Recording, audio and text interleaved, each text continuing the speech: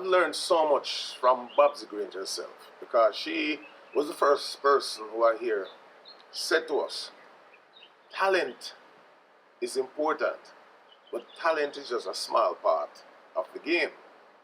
Preparation and talent is equal. The Spectrum camp back then was like the university of the music because we were just in school.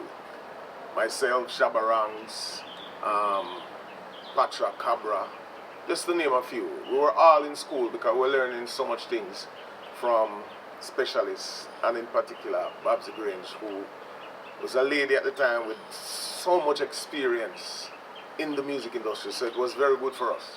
And this is the reason why I call her the queen of culture, because not only just the music, but she understood so much about the lifestyle of musicians and artists and entertainers and just the whole culture of Jamaica, the music, the movement.